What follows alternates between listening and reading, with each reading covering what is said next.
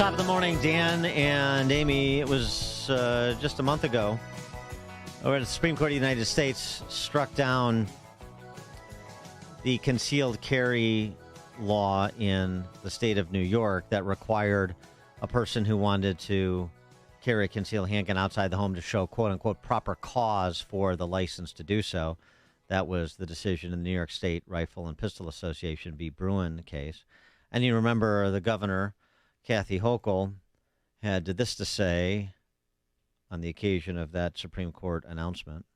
As governor of the state of New York, my number one priority is to keep New Yorkers safe. But today, the Supreme Court is sending us backwards in our efforts to protect families and prevent gun violence. And it's particularly painful that this came down at this moment. We are still dealing with families in pain from mass shootings that have occurred, the loss of life, their beloved children and grandchildren. Today, the Supreme Court struck down a New York law that limits who can carry concealed weapons. Does everyone understand what a concealed weapon means? That you have no forewarning, that someone can hide a weapon on them and go into our subways, go into our grocery stores, like stores up in Buffalo, New York, where I'm from, go into a school in Parkland or Uvalde. This could place millions of New Yorkers in harm's way. And this is at a time when we're still mourning the loss of lives, as I just mentioned. This decision isn't just reckless, it's reprehensible. It's not what New Yorkers want. And we should have the right of determination of what we want to do in terms of our gun laws in our state. Yeah, well, it turns out that New York residents are also still American citizens entitled to the protections enshrined in the Constitution. I know that's offensive to Governor Hochul, but that's the truth. Yeah, and concealed carry has nothing to do with the Uvalde shooting or with the supermarket shooting in Buffalo. What is she talking about? Well, the other thing too is, and So this is also the myopia of the political hack.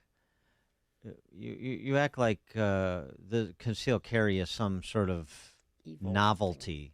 Like this is something that hasn't been the law in a majority of states for generations. I mean, Florida started with concealed carry in the late 80s.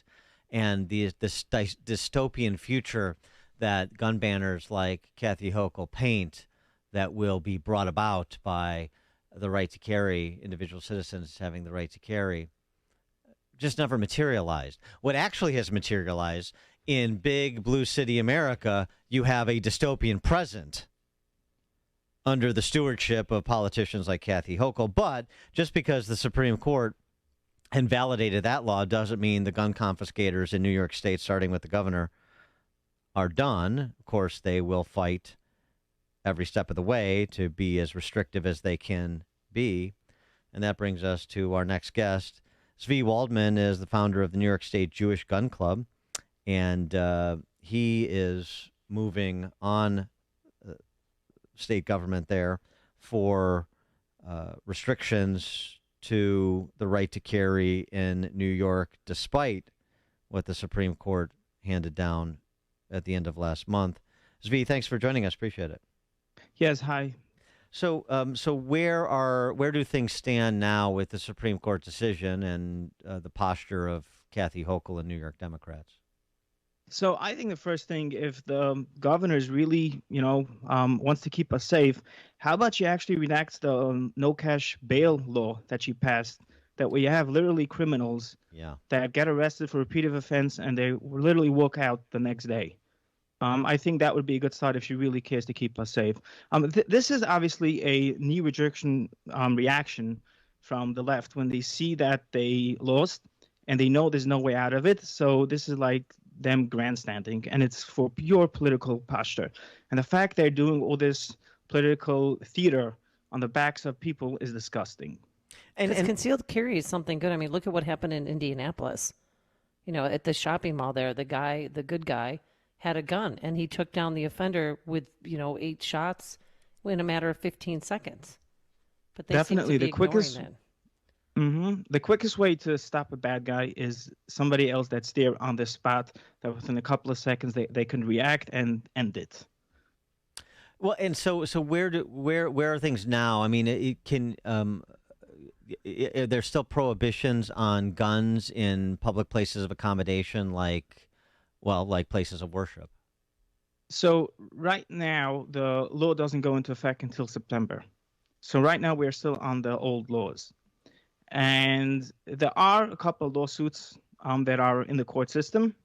And it looks pretty good. The judge hinted that he wants to give the ruling before the law goes into effect.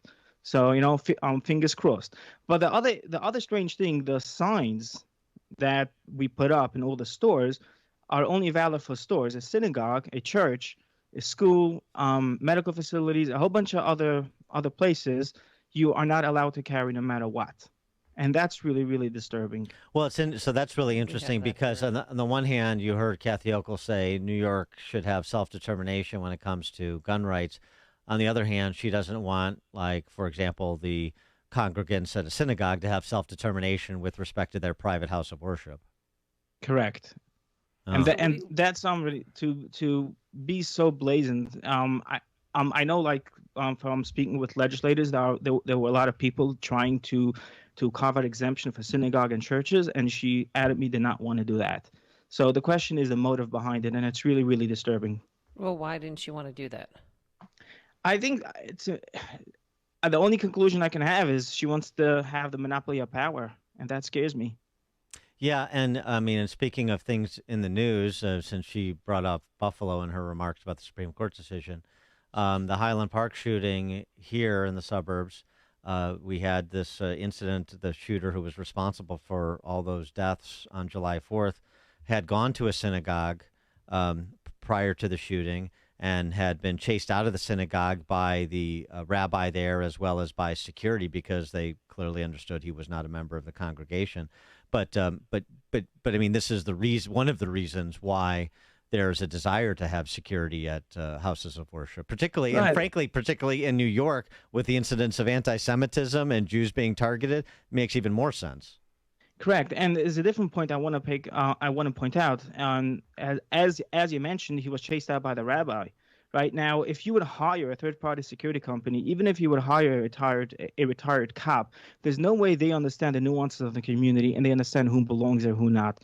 No one is more suited to take on this role as somebody from the community, somebody from the synagogue, from the church that knows everybody and could identify these people that don't belong there easily. Because So, like, saying, so they're telling you to hire security if you don't feel safe at your synagogue? That's our only option, and it's costly. And second of all, like, as the Supreme Court ruled, it's a constitutional right. Like, there's no need to outsource security to the government. Yeah, that's right. Clarence Thomas was pretty clear in the majority opinion that the right to protect yourself exists outside the home because that's just eminently logical. And so what sort of a coalition is coming together, particularly in light of the spike in violence, as you mentioned, the no cash bail law and the turnstile justice there in New York like we have in Chicago. Do you see business people, in addition to clergy and other groups, being represented in this push for the full complement of your individual rights in New York? So as the government pushes back harder, more and more people get upset, and people that were never vocal are vocal now. From talking to people in the community, going around to shops, handing out signs. I see a lot of people that were reserved to be vocal now are so upset that they're actually being vocal about it now. So there is way more pushback, and I think because it's clearly anybody with any logic looks at this and says this is ridiculous. Mm. And the response from we talked a little bit about this earlier in the program with the Manhattan Contrarian. What's your sense of the response on this issue of self-protection in light of the attack on Lee Zeldin last week?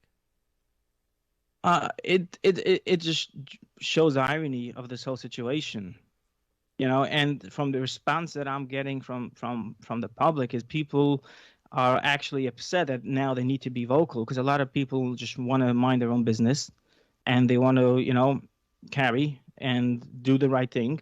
And they don't want to necessarily let people know they have a gun because they understand there's still a lot of people from the other side of the political spectrum that don't want it, and they don't want to offend them. Like, we don't want to be in your face with guns. We want to just be safe and mind our own business. Now they're kind of forced to put up a sign, CCW welcome here. They have to like almost put up their political identity. And it's disgusting, like as if the country's not divided enough and there's not enough going on in the culture war. You're just forcing us to pick a side and to be vocal Well, about but it. sometimes you have to pick a side. I mean, are you guys willing to vote for a Republican governor? Oh, Because it oh, starts well, at the top. 100%. Look, people in my community and you know, we always support the Republican and conservative agenda simply because it aligns more with like Judaism and our beliefs and down the line. So yeah, I think all of this is just going to get more people to realize how ridiculous the progressive agenda is. Yeah, clearly the Orthodox Jewish community, not the problem in New York City. The other thing I wanted to get your sense in terms of impact. Jose Alba, the bodega clerk, or Bogota clerk, as Joe Biden says, and that self-defense case, and ultimately the charges being dropped only because of public pressure on Alvin Bragg. But how much is like a self-defense case like that? I mean, it speaks to the same issue, and I just wonder what you saw as the reverberations from that case when the bodega owners got together and were defending him and were calling on the charges to be dropped, and then you're getting again more coalition partners when it comes to people being able to provide for their own protection, like the Latino community. Right. So yeah, again, it's the same thing. The more of these stories that happen, the more you clearly see what the agenda is and who they really care for.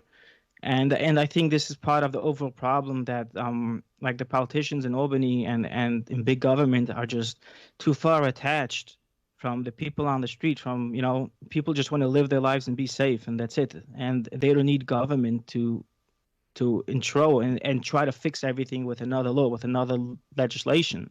I think government needs to like take a step back and like really listen to what people are interested in saying, and not just pandering to a woke ideology. He is V. Waldman, founder of New York State Jewish Gun Clubs. V, thanks for joining us, and good luck out there. Appreciate it. No problem. Thanks for having me. Have a wonderful day. Thank you.